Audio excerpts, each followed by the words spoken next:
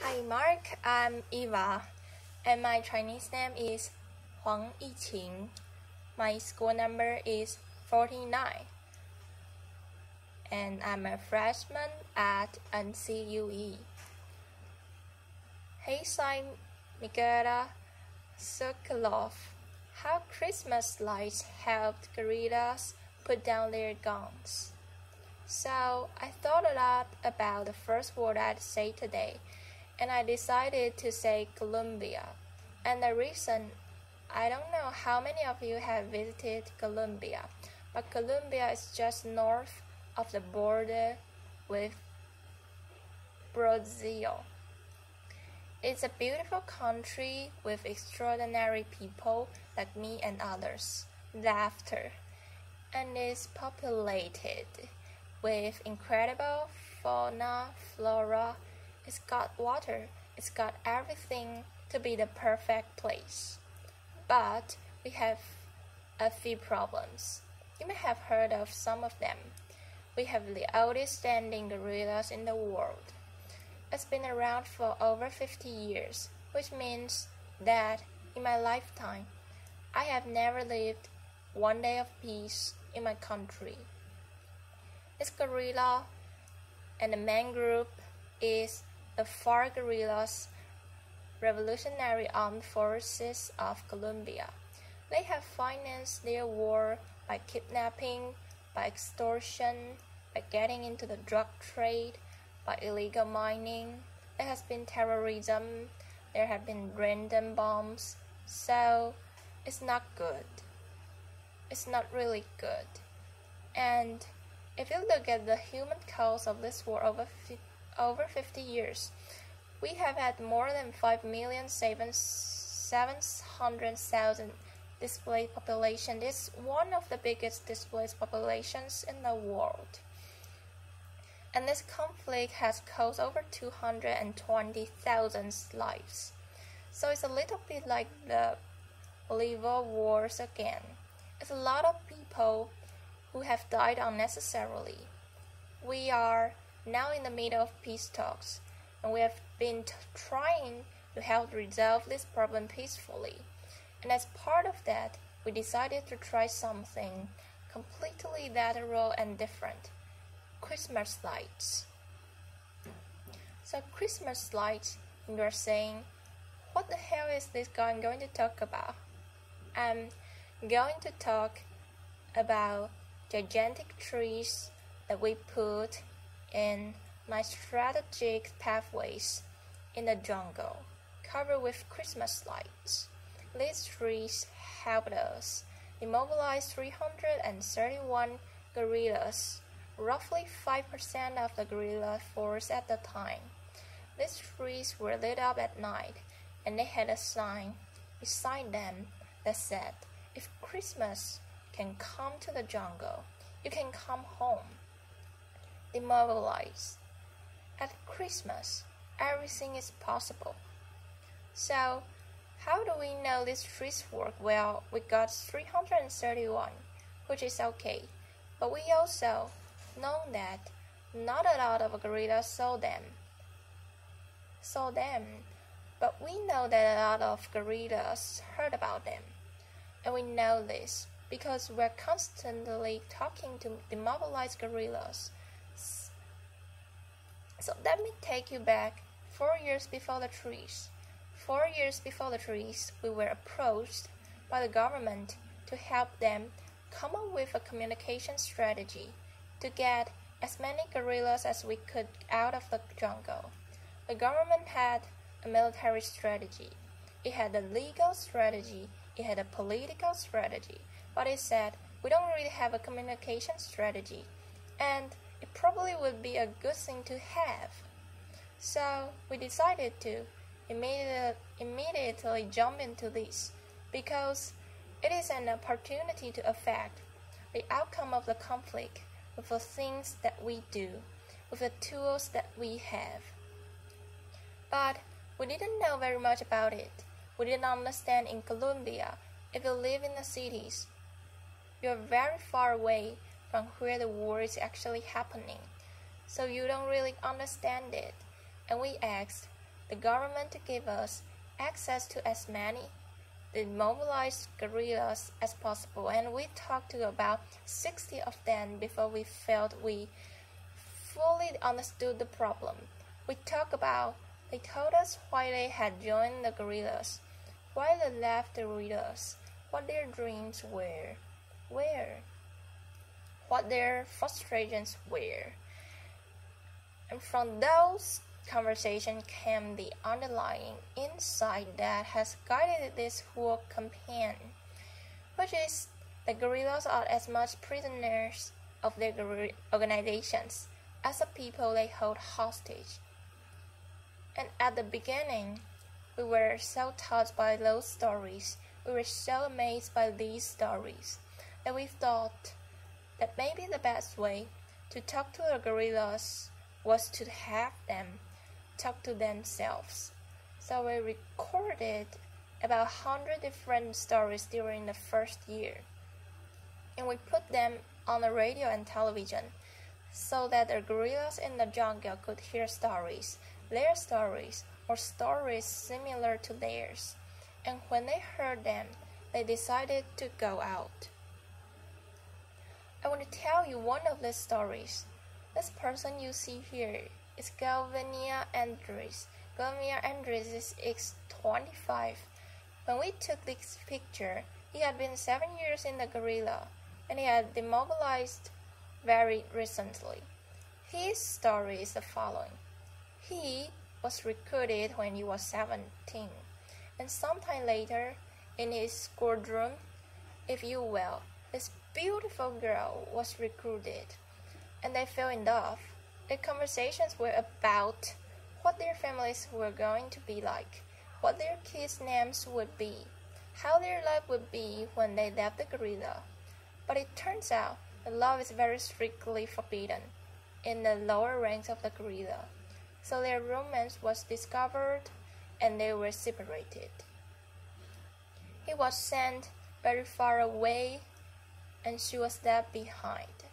She was very familiar with the territory, so one night when she was on guard, she just left and she went to the army. She demobilized. And she was one of the persons that we had the fortune to talk to. And we were really touched by this story. So we made a radio spot, and turns out, by chance, that far away, many kilometers north, he heard her on the radio. When he heard her on the radio, he said, "What am I doing here?" She had the balls to get out. I need to do the same thing, and he did. He walked for 2 days and 2 nights, and he risked his life and he got out. And the only thing he wanted was to see her. The only thing that was in his mind was to see her. The story was that they did meet. I know you're wondering if they did meet. They did meet. She had been recruited when she was 15, and she left when she was 17. So there were a lot of other complications, but they did eventually meet. I don't know if they are together now, but I can find out after. But what I can tell you is that our radio strategy was working. The problem is that it was working.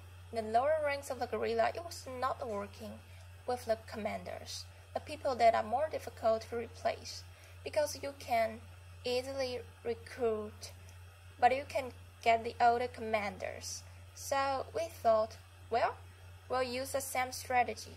We'll have commanders talking to the commanders, and we even went as far as asking ex-commanders of the guerrillas to fly on helicopters with microphones, telling the people that used to fight with them, "There's a better life out there. I'm doing good. This is not worth it," etc.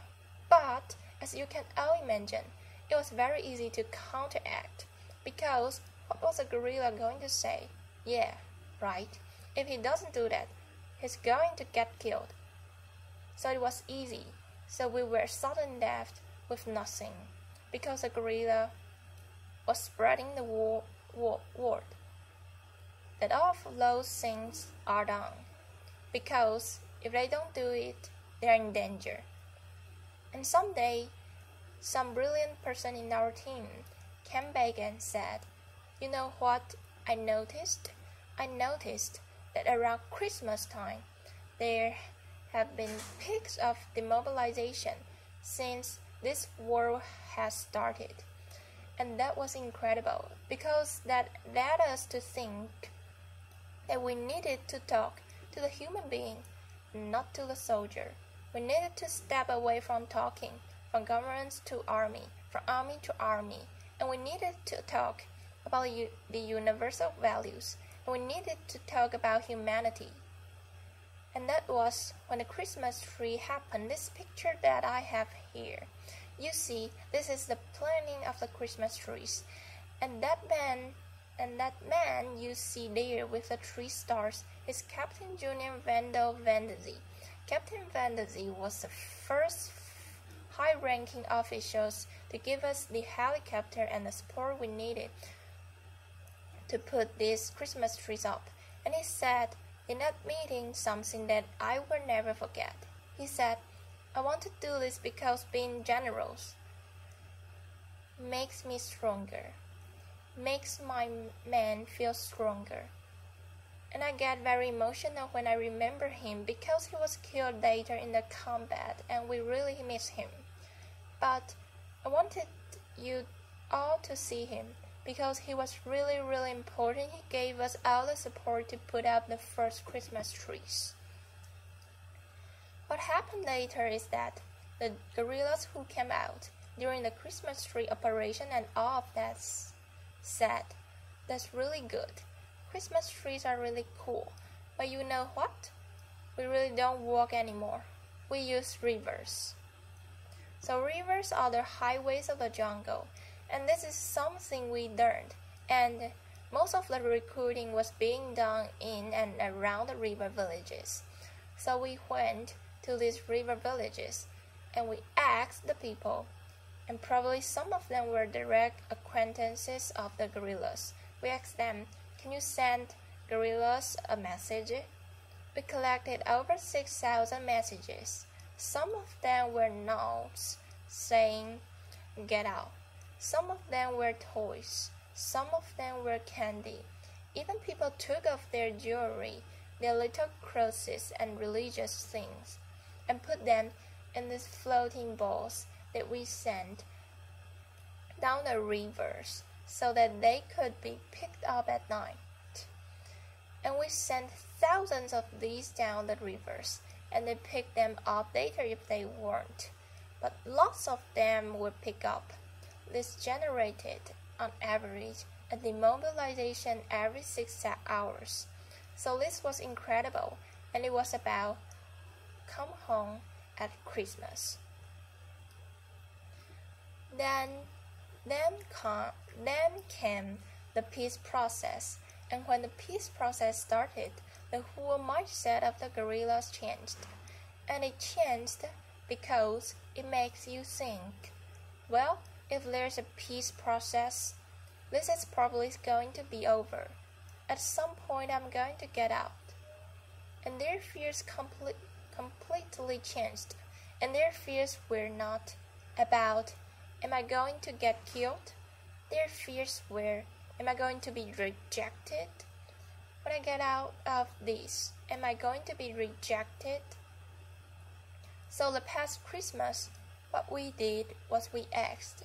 We found 27 mothers of guerrillas, and we asked them to give us pictures of their children when they only could recognize themselves, so as not to put their lives in danger. And we asked them to give the most motherly message you can get, which is, before you were a guerrilla, you were my child. So come home. I'm waiting for you. You can see the pictures here.